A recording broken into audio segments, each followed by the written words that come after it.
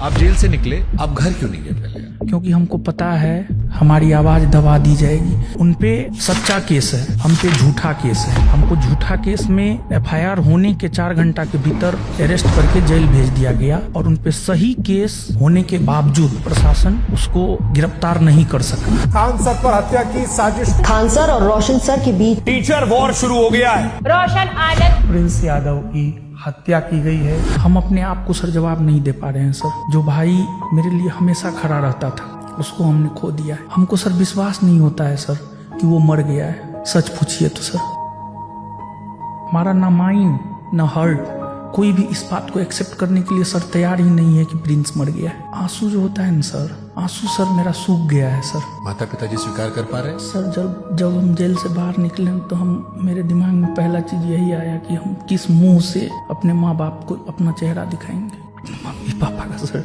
याद आता है तो सर एक ही सवाल मन में उठता है कि उसको क्या जवाब दे, क्या मुंह दिखाए। जिस मम्मी पापा हम पे भरोसा करके भाई को मुंह तक दिखाने के लायक नहीं है सर।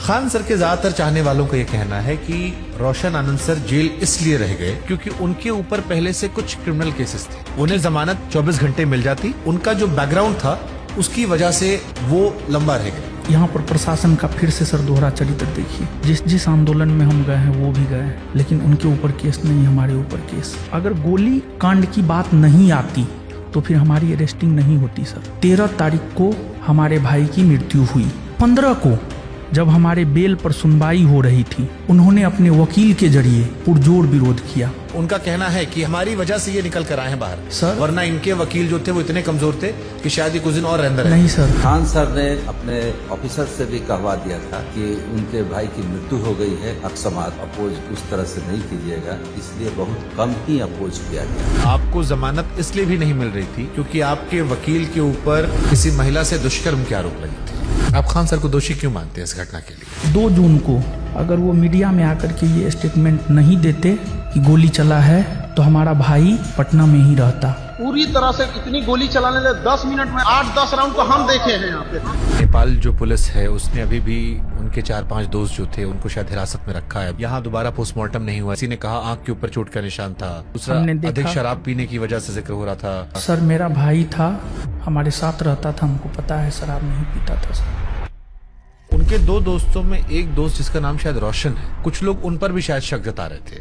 जब आप जेल से बाहर निकली तो रोशन आनंद सर को एहसास हुआ कि वो सनातनी है। हम सनातनी हिंदू हैं। मैं सनातनी हूँ, इस पर हमें प्राउड है। और मैंने सनातनी शब्द का प्रयोग धर्म और अधर्म को लेकर किया था।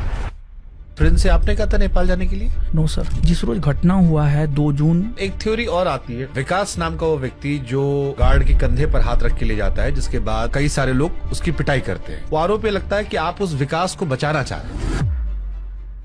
वो कह रहे हैं कि पहली गोलियां आपकी तरफ चलाई गई थी जिसका वीडियो नहीं आया। ये सर गलत है, प्रशासन उसके तरफ था। ये तो पुलिस ने कहा गोली नहीं चलाई गई। फायरिंग करता हुआ कोई अब तक नहीं दिखा है इसमें। तो फिर आप क्यों कहते हो कि पुलिस उनका साथ दे रही है? गोली तो सर चलाया गया है। पहले आपने भी शायद कहा था गोली नहीं चलाई गई। हमारे तरफ से गोली नहीं चला है। फैजल खान ने अपने गार्ड को कहा गोली चलाओ, मर्डर हो जाए, जो हो जाए हम देख लेंगे। क्या वो इतने बेवकूफ होंगे कि मतलब वो हत्या जैसी चीज करवा के अपने आप को जीवन में फंसाना चाहेंगे? झूठा केस में हमको जेल में डलवा दिया ना।